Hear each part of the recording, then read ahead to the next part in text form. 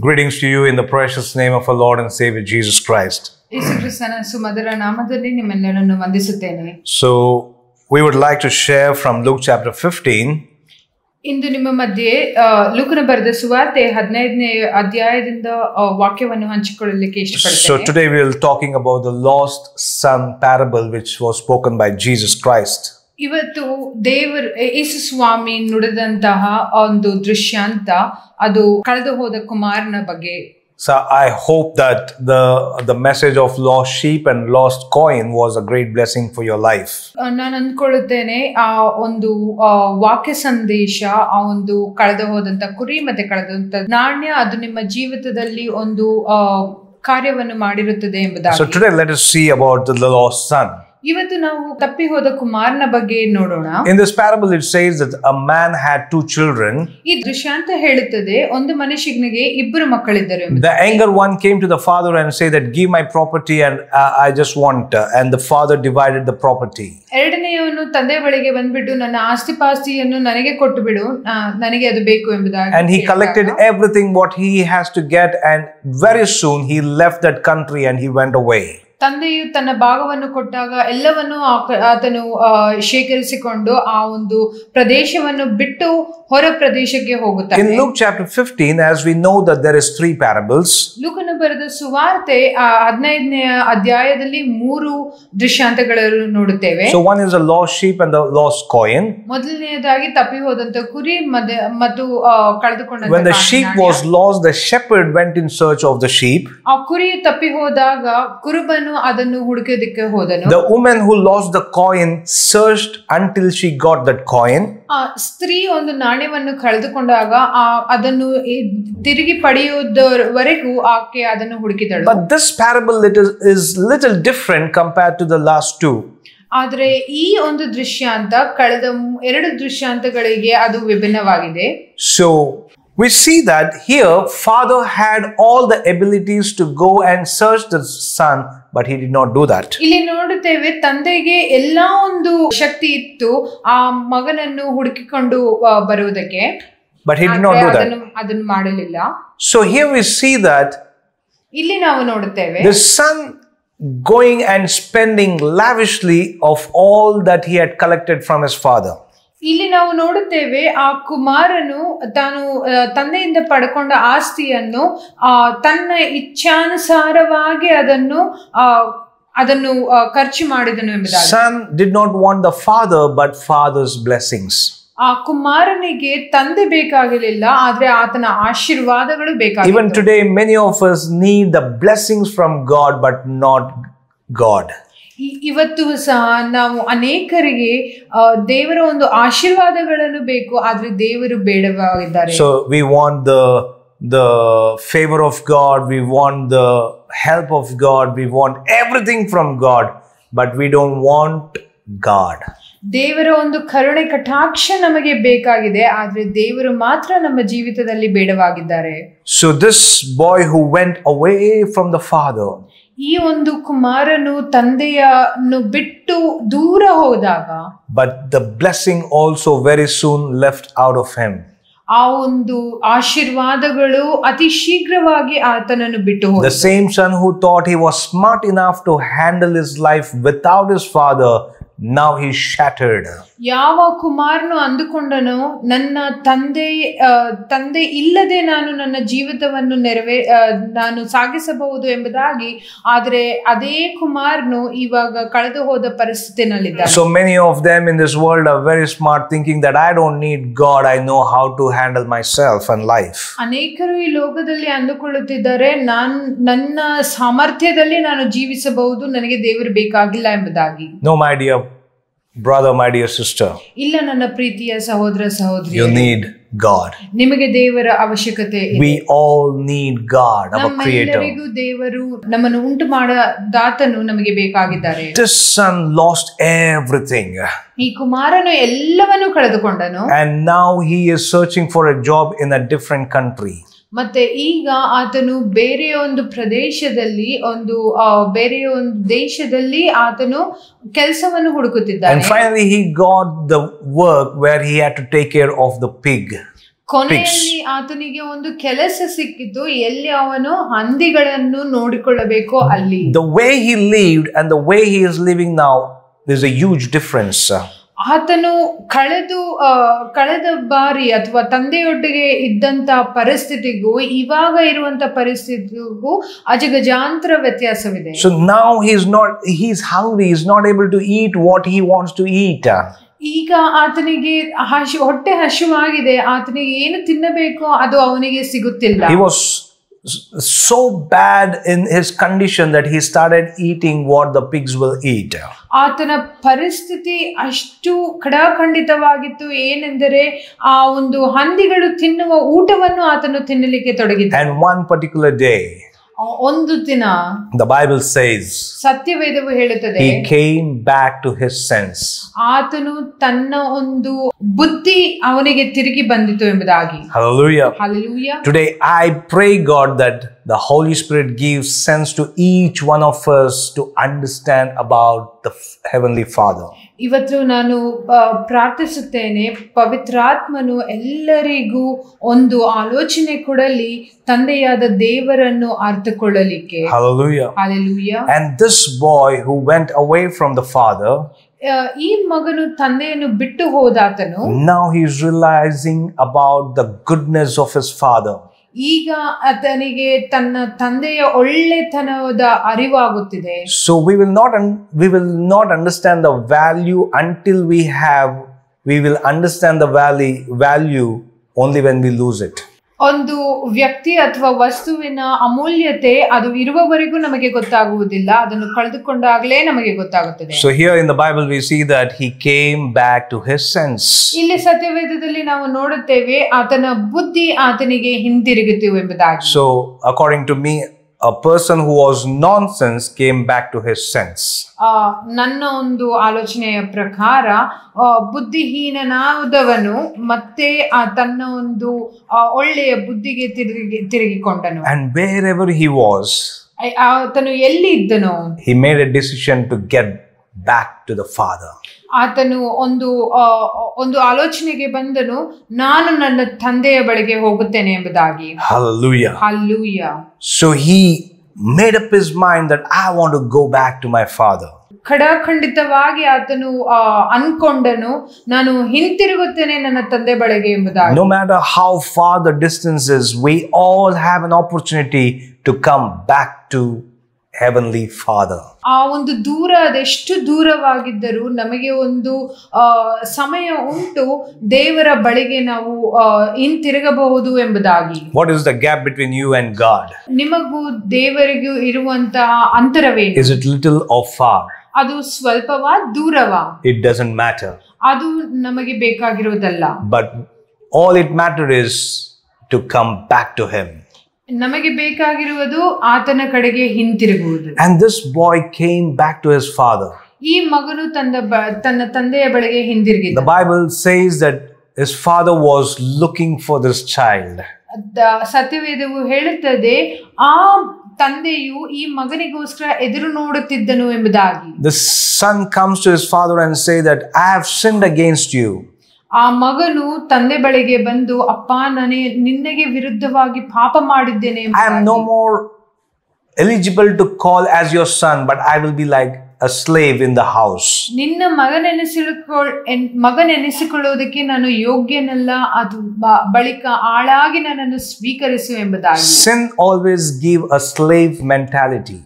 ಪಾಪ ಅದು ದಾಸತ್ವದ ಒಂದು ಆಲೋಚನೆ ತರುವಂತದ್ದಾಗಿರುತ್ತದೆ. But the Savior always give us a son and the daughter's mentality.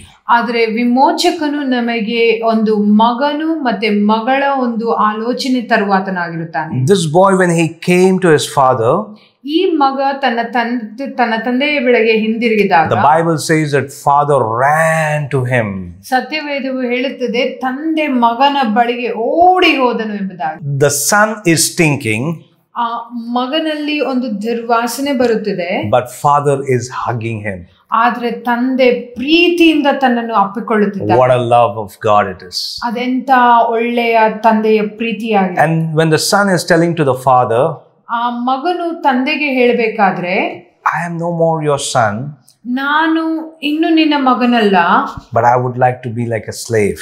ನನ್ನನ್ನು ನಿನ್ನ ಆಳಾಗಿ ಸ್ವೀಕರಿಸಿಕೊ ಎಂಬುದಾಗಿ. How much painful it would be for a father to hear that. ಆಗ ಆ ಮಾತುಗಳನ್ನು ಕೇಳಿಸಿಕೊಳ್ಳುವುದಕ್ಕೆ ಆ ತಂದೆಗೆ ಎಷ್ಟು ನೋವಾಗಿರಬಹುದು. What did the father do? ಆ ತಂದೆ ಏನ್ ಮಾಡಿದರು? We see in verse 22. ನಾವು ನೋಡುತ್ತೇವೆ 22ನೇ ವಚನದಲ್ಲಿ Father tells to the servant, ಆ ಆಳುಗಳಿಗೆ, ಮನೆಯ ಆಳುಗಳಿಗೆ ತಂದೆ ಹೇಳುತ್ತಾರೆ, quickly bring a best robe, a ring and the sandal.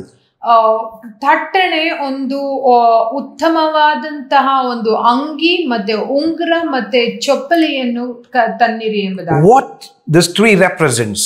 ಈ ಮೂರು ಏನನ್ನು ಸೂಚಿಸುತ್ತದೆ? So the robe represents where God's blessing over us. ಉತ್ತಮವಾದ ಅಂಗಿ ದೇವರ ಒಂದು ಆಶೀರ್ವಾದ ನಮ್ಮ ಮೇಲೆ ಇರುವುದನ್ನು ಸೂಚಿಸುತ್ತದೆ. In the Old Testament, in Genesis, we see about a person called Joseph. ಹಳೆಯ ಒಡಂಬಡಿಕೆ ಆದಿಕಾಂಡದಲ್ಲಿ ಒಂದು ವ್ಯಕ್ತಿ ಯೋಸೇಫನನ್ನು ನಾವು ನೋಡುತ್ತೇವೆ. So his father loved this Joseph so much, and he gave a colorful robe. ಈ ಯೋಸೇಫನ ತಂದೆಗೆ ಯೋಸೇಫನು ತುಂಬಾ ಇಷ್ಟವಾದ ಮಗನಾಗಿದ್ದನು. ಆತನಿಗೆ ಒಂದು ಅತಿ ತುಂಬಾ ಬಣ್ಣ ಇರುವಂತಹ ಒಂದು ಅಂಗಿಯನ್ನು ಆತನಿಗೆ ಕೊಟ್ಟನು. So many of his family members did not like Joseph because of this colorful robe. ಆತನ ಅಣ್ಣಂದಿರಿಗೆ ಯೋಸೇಫನು ಇಷ್ಟ ಆಗುತ್ತಿರಲಿಲ್ಲ, ಯಾಕಂದ್ರೆ ಈ ಒಂದು ಉತ್ತಮವಾದಂತ ಅಂಗಿಯನ್ನು ನೋಡಿ. Once Joseph was taking food for his brothers. ಒಮ್ಮೆ ಯೋಸೇಫನು ತನ್ನ ಅಣ್ಣಂದಿರಿಗೆ ಊಟ ತೆಗೆದುಕೊಂಡು ಹೋಗಬೇಕಾದ್ರೆ brothers saw him from a far distance. ಅಣ್ಣಂದಿರು ದೂರದಿಂದ ಆತನನ್ನು ನೋಡಿದಾಗ and plotting an evil idea to kill him. ಅವರು ಕೆಟ್ಟದಾಗಿ ಯೋಚಿಸಿದರು, ಆತನನ್ನು ಸಾಯಿಸಬೇಕು. In the Bible we see that ಸತ್ಯವೇದದಲ್ಲಿ ನಾವು ನೋಡುತ್ತೇವೆ, the first thing what the brothers did is ಮೊದಲನೆಯದಾಗಿ ಅಣ್ಣಂದಿರು ಮಾಡಿದ್ದು, they took off the colorful robe which was on Joseph. ಆ ಒಂದು ಅಂಗಿಯನ್ನು ಯೋಸೇಫನಿಂದ ತೆಗೆದು they took off. ಅದನ್ನು ತೆಗೆದು ಹಾಕಿದರು. When we see the life of Joseph, when he had the robe and when he lost the robe, ನಾವು ಯೋಸೇಫನ ಒಂದು ಜೀವಿತವನ್ನು ನೋಡುತ್ತೇವೆ. ಆ ಒಂದು ಅಂಗಿ ಇರಬೇಕಾದ್ರೆ ಮತ್ತೆ ಆ ಅಂಗಿ ಕಳೆದುಕೊಂಡ ಮೇಲೆ when he had the colorful robe, he had all the privileges of the father's house for him to enjoy. ಯೋಸೇಫನಿಗೆ ಆ ಉತ್ತಮವಾದಂತ ಅಂಗಿ ಇದ್ದಾಗ ಆತನು ಎಲ್ಲವನ್ನು ಉತ್ತಮವಾಗಿ ಅನುಭವಿಸಿದನು ತಂದೆಯ ಮನೆಯಲ್ಲಿ. And now the brothers are snatching the robe. ಈಗ ಅಣ್ಣಂದಿರು ಆ ಒಂದು ಅಂಗಿಯನ್ನು ಕಸಿದುಕೊಂಡರು. We can see that in Genesis chapter 37 and verse 23. ಆದಿಕಾಂಡ 37ನೇ ಅಧ್ಯಾಯದ 23ನೇ ವಚನದಲ್ಲಿ ನೋಡುತ್ತೇವೆ. After this robe is taken away, ಈ ಅಂಗಿಯನ್ನು ಕಸಿದುಕೊಂಡಾದ್ಮೇಲೆ he was put into the pit. ಆತನನ್ನು ಒಂದು ಹಳ್ಳಕ್ಕೆ ದೊಬ್ಬಿದರು. He was beaten by his own brothers. ಅವರ ಅಣ್ಣಂದಿರು ಆತನನ್ನು ಹೊಡೆದರು. And he was sold. ಆತನನ್ನು ಮಾರಿದರು. And he has no idea what is happening in his life. ಆತನಿಗೆ ಗೊತ್ತಾಗ್ತಾ ಇಲ್ಲ ಆತನ ಜೀವಿತದಲ್ಲಿ ಏನಾಗುತ್ತಿದೆ ಎಂಬುದಾಗಿ. So everything is going differently. ಎಲ್ಲವೂ ವಿಭಿನ್ನವಾಗಿ ನಡೆಯುತ್ತಿದೆ. Hallelujah. Hallelujah. Today devil might have stolen the robe which you had. ಇವತ್ತು ಸೈತಾನನು ನಿಮ್ಮಿಂದ ಒಂದು ಅಂಗಿಯನ್ನು ಕಸಿದುಕೊಂಡಿರಬಹುದು. When Joseph lost his robe, ಯೋಸೇಫನು ಆ ಅಂಗಿಯನ್ನು ಕಳೆದುಕೊಂಡಾಗ he went through many difficult and challenges. ಆತನು ಅನೇಕ ಶೋಧನೆಗೆ ಹಾದು ಹೋದನು. He went through loneliness. ಆತನು ಏಕಾಂತನಾದನು. He was treated very badly. ಆತನನ್ನು ಜನರು ತುಂಬಾ ಕೆಟ್ಟದಾಗಿ ನೋಡಿದರು. He was put in a prison for which he has not done any mistake. ಆತನನ್ನು ಬಂದಿಖಾನೆಗೆ ಯಾವ ಒಂದು ತಪ್ಪಿಲ್ಲದೇನೆ ಹಾಕಿದರು. Hallelujah. Hallelujah. Today, ಇವತ್ತು if you have lost the robe and going through a lot of sufferings and shame in your life, ನೀವು ಈ ಅಂಗಿಯನ್ನು ಕಳೆದುಕೊಂಡು ಅನೇಕ ಒಂದು ಜನರ ಅಪಹಾಸ್ಯಕ್ಕೆ ಗುರಿಯಾಗಿರಬಹುದು. the God of Joseph is still alive.